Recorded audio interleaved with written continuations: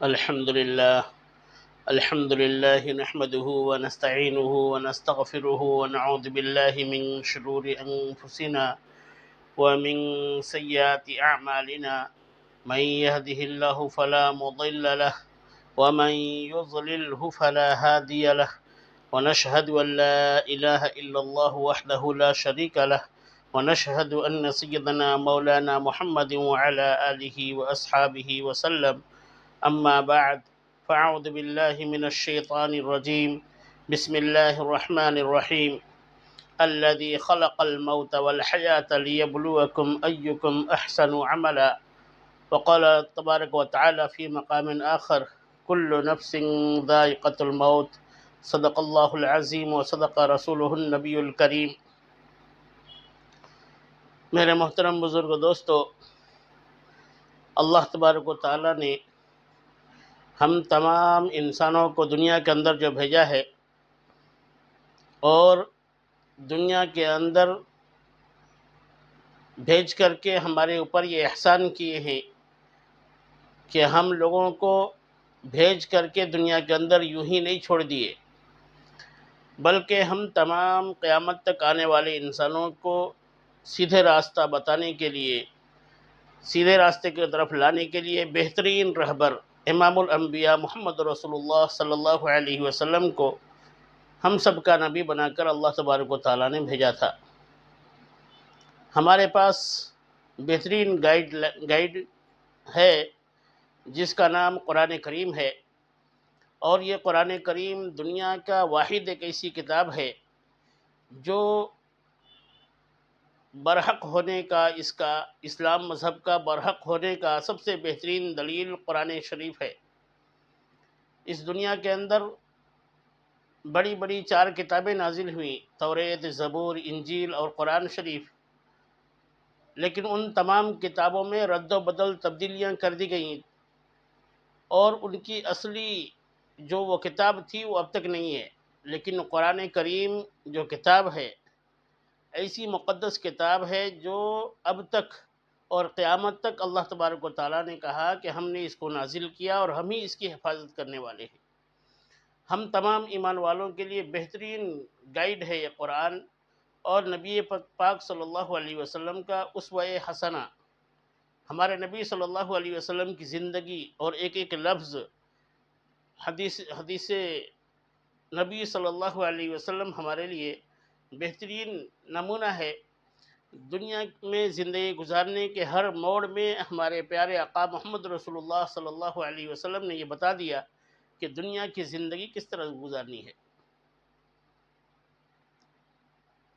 میرے محترم بزرگ دوستو، یہ دنیا کی زندگی جو ہے بہت ہی مختصر ہے۔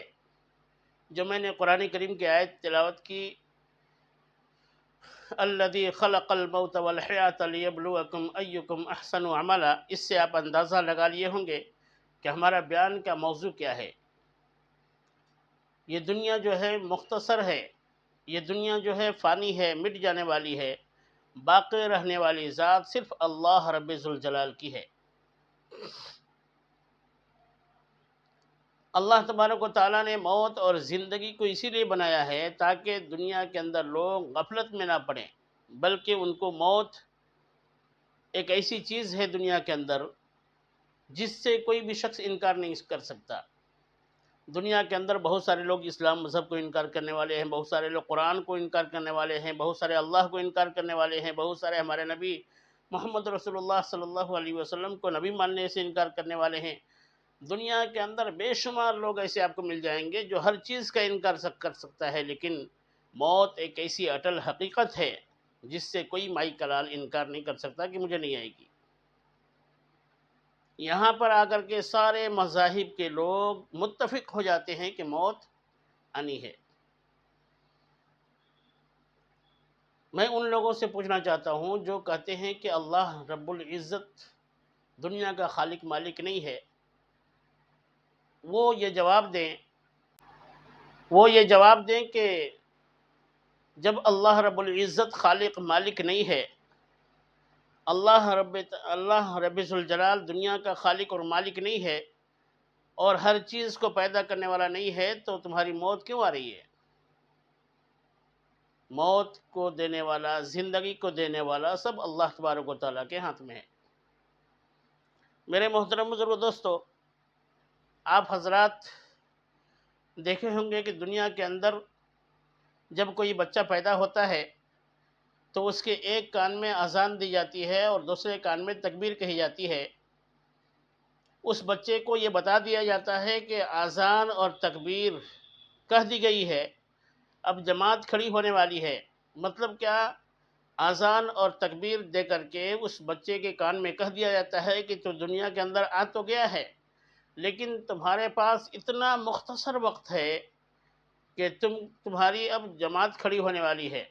جماعت کھڑی ہونے میں جتنا وقت رہتا ہے، چند سیکنڈ، اتنا ہی دنیا کی زندگی۔ اس کو بتایا جاتا ہے کہ تمہارے پاس بہت ہی مختصر زندگی ہے، اس میں غفلت مت کرنا۔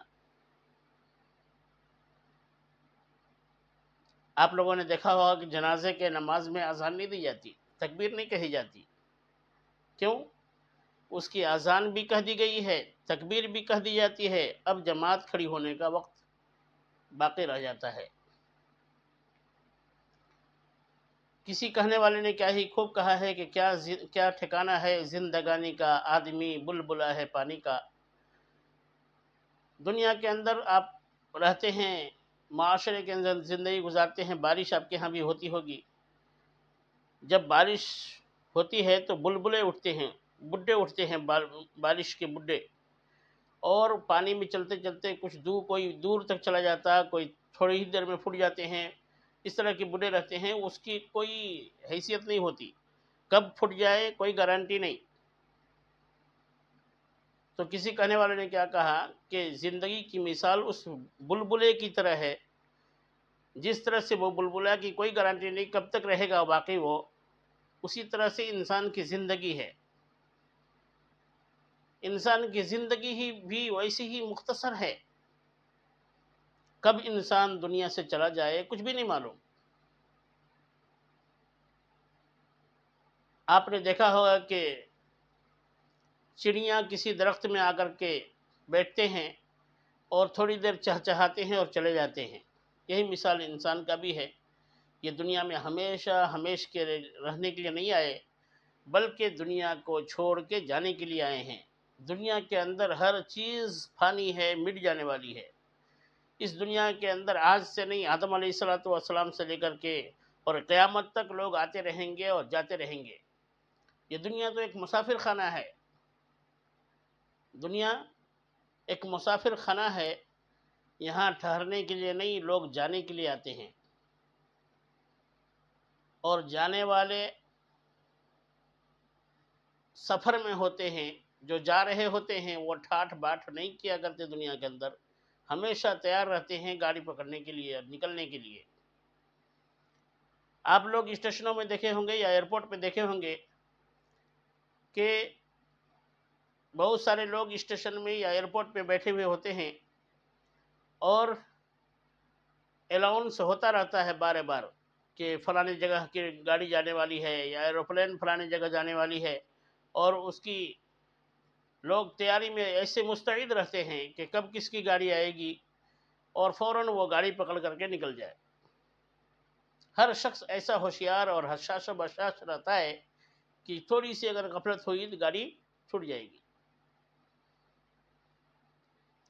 بہت سارے لوگ غفلت کر بھی دیتے ہیں، دیکھے ہوں گے، اور اس چھوٹی سی غفلت کی وجہ سے انسان بہت افسوس کر لیتا۔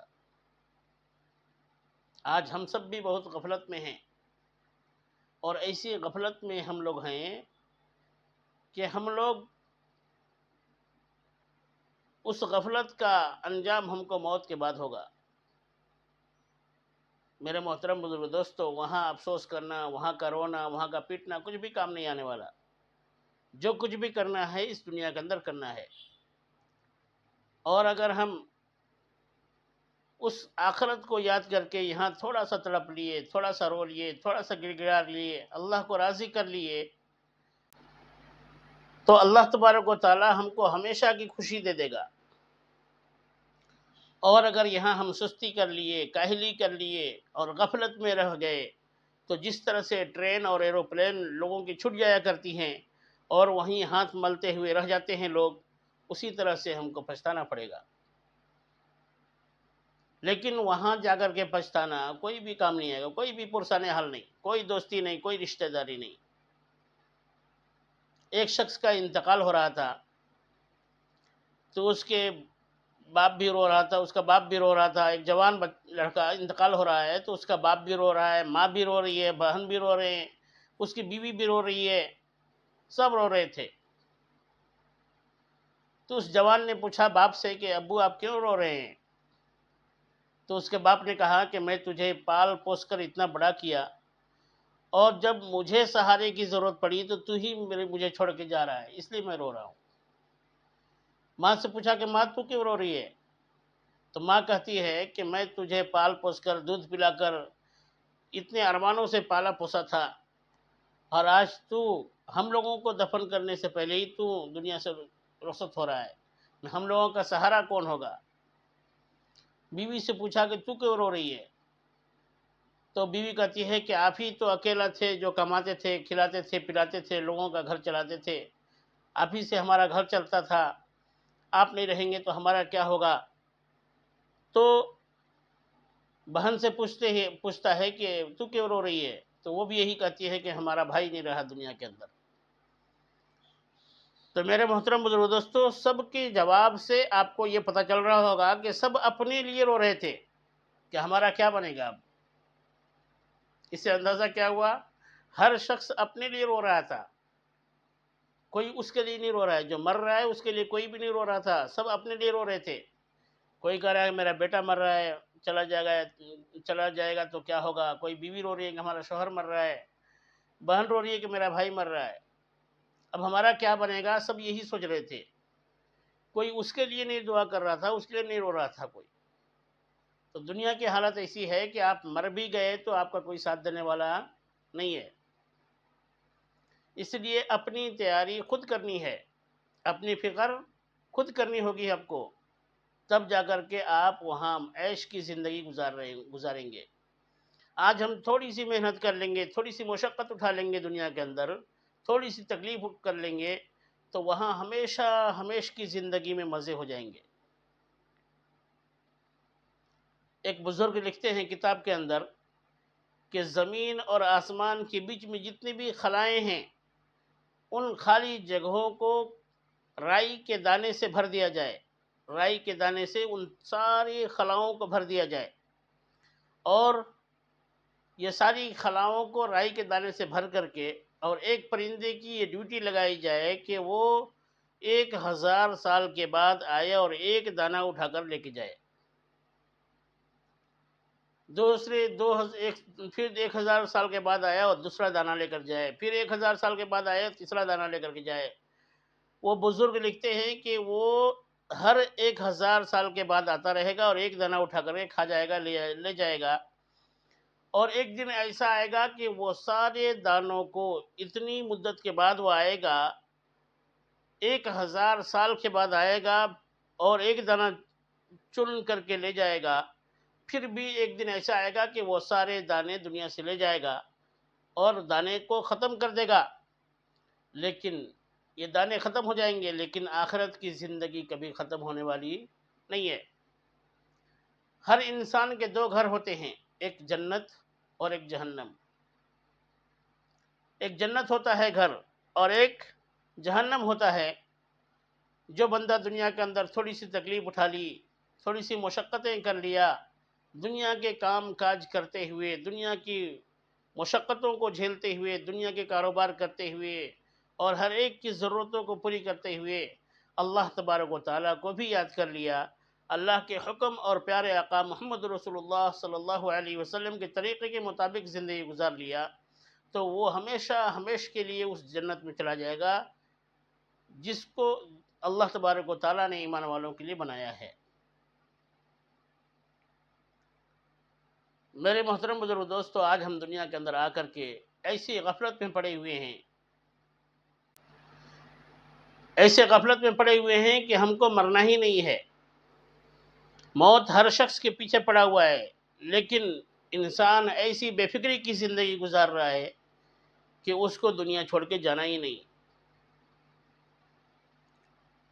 ہر شخص مرنے والا یہ سوچتا ہے کہ ہمارے بچوں کا کیا ہوگا، ہماری بیوی پیچھے رہے گی اس کا کیا ہوگا، ہمارے گھر کا کیا ہوگا، ہمارے جو زمینیں ہیں اس کا کیا ہوگا، ہمارے کاروبار کا کیا ہوگا۔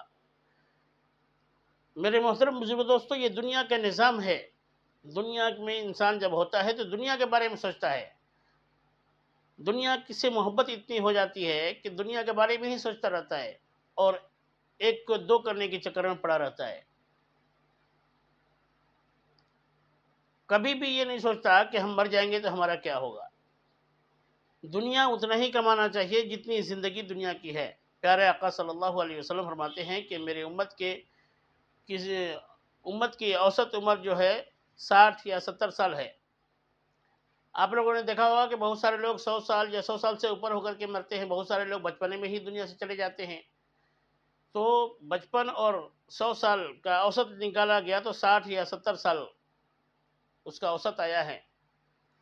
ہمارے نبی پیارے آقا محمد رسول اللہ صلی اللہ علیہ وسلم بھی 63 سال میں دنیا سے پردہ فرمائے تھے۔ تو نبی کی عمر کے اعتبار سے ان کی امتیوں کی بھی عمریں دی جاتی ہیں۔ میرے محترم بزرگ دوستو، ہم لوگ غفلت میں ہیں۔ دنیا جو ہے فانی ہے، مٹ جانے والی ہے، باقی رہنے والی ذات صرف اللہ رب ذوالجلال کی ہے۔ دنیا کے اندر کوئی بھی باقی نہیں رہنے والا، اور موت اور زندگی کو اللہ تبارک و تعالیٰ نے بنایا ہی اس لیے ہے کہ وہ انسان کو اچھی طرح سے پرکھے، اس کو جانچے کون کھرا ہے کون کھوٹا ہے، تاکہ جنت اور جہنم کا فیصلہ اس کے حق میں کر سکے۔ میرے محترم بزرگ دوستو، دنیا کے اندر بہت سارے لوگ ایسے زندگی گزارے جا رہے ہیں کہ اللہ تبارک و تعالیٰ کا خوف ہی نہیں اس کے دل کے اندر، کبھی بھی اللہ کے گھر میں آنے کی کوشش نہیں کرتے، اور جو کوشش کر رہے ہیں، جو آ رہے ہیں، وہ اپنے گھر والوں کی فکر نہیں کرتے۔ نبی کریم صلی اللہ علیہ وسلم نے فرمایا قوا انفسکم واہلکم نارا، کہ بچاؤ اپنے آپ کو، اپنے گھر والوں کو اس آگ سے جس کو تم نے اپنے گناہوں کے بدولت اپنے اوپر جلانا شروع کر دیا ہے۔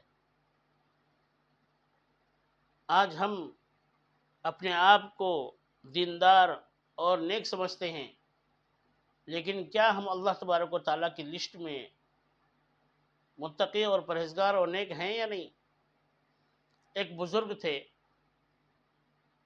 احمد علی لاہوری رحمۃ اللہ علیہ، لاہور کے بازار میں گھوم رہے تھے، تو ایک مجذوب یعنی ولی اللہ تبارک و تعالیٰ کی یاد میں وہ بندہ دیوانہ ہو گیا تھا، اس کو مجذوب کہتے ہیں، جو اللہ کی محبت میں اپنے آپ کو کھو دے، دنیا مافیہ سے اس کا کوئی تعلق نہ ہو، بس اللہ اللہ میں لگا ہوا ہو، اس کو مجذوب کہتے ہیں۔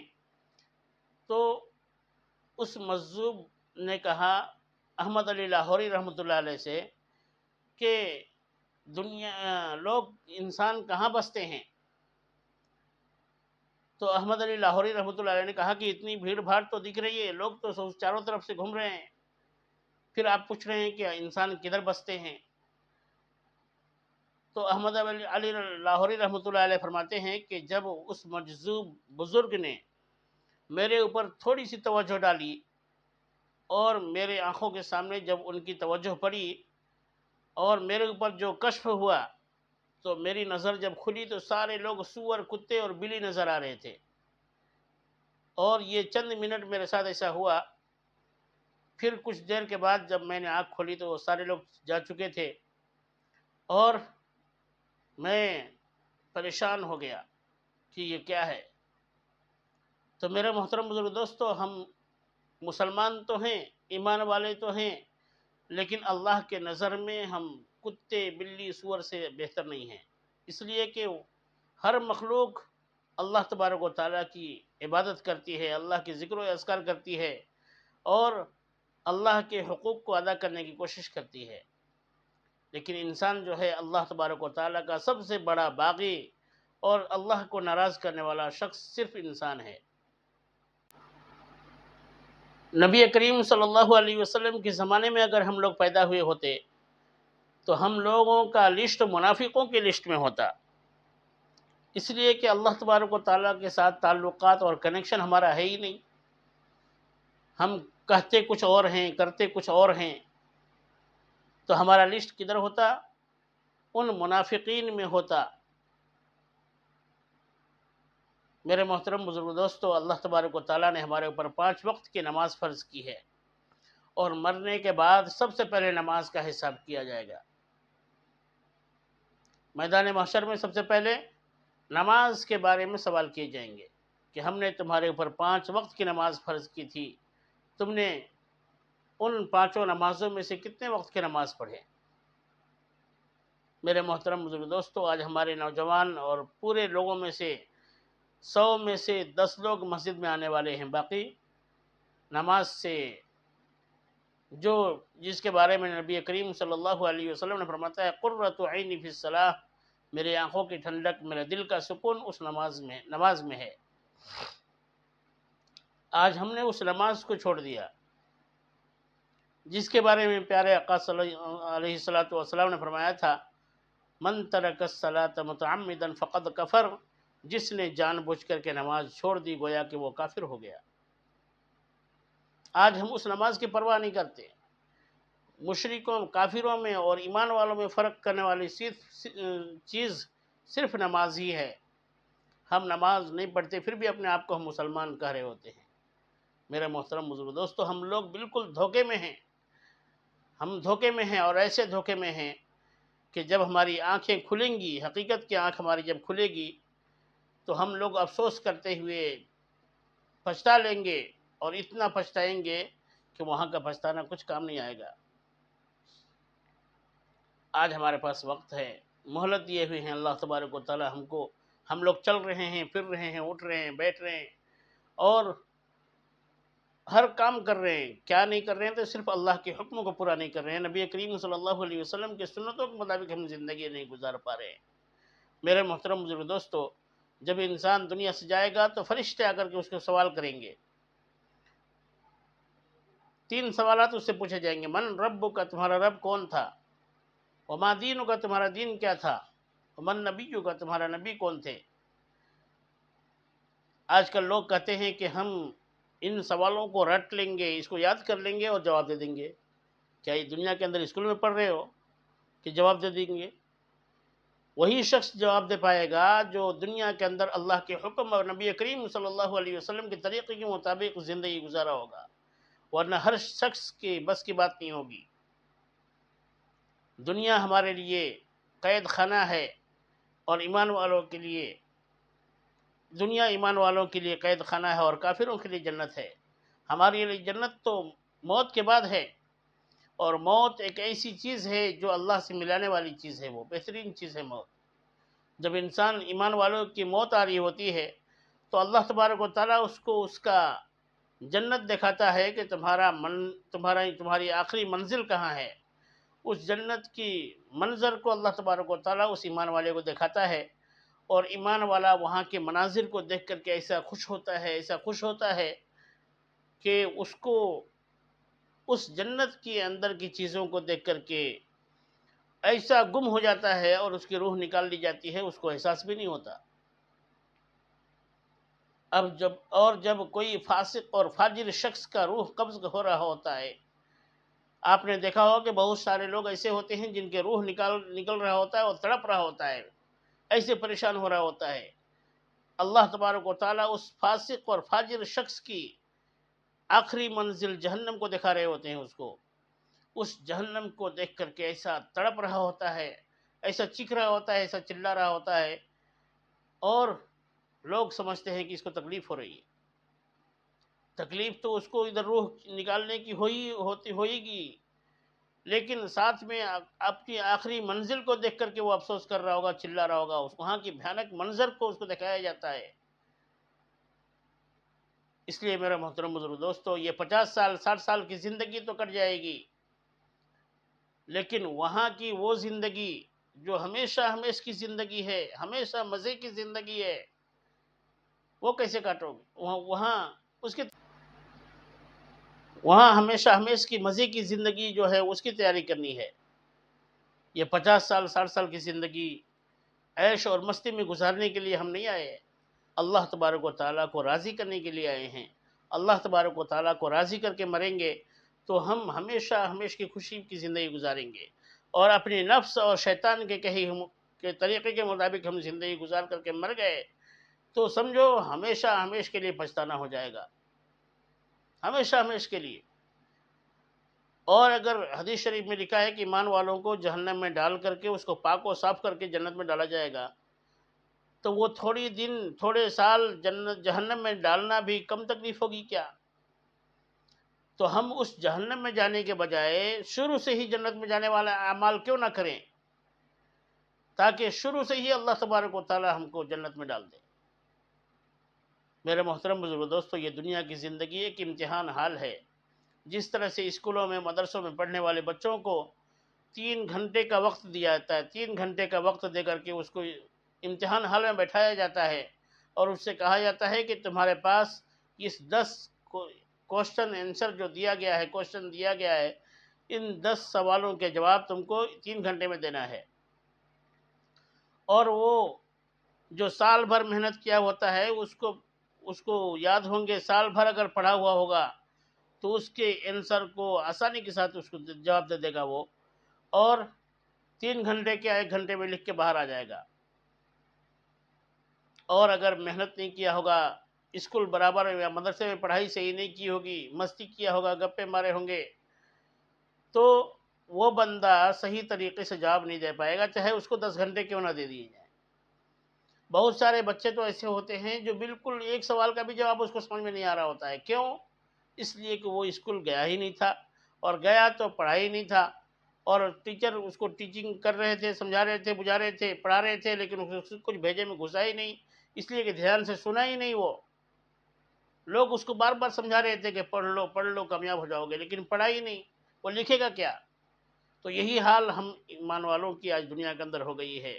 ہمارے سمجھانے والے، ہمارے بتانے والے، ہم کو سیدھے راستے کی طرف لے جانے والے بہت سارے لوگ آ رہے ہیں، لیکن ہم لوگ کیا کر رہے ہیں؟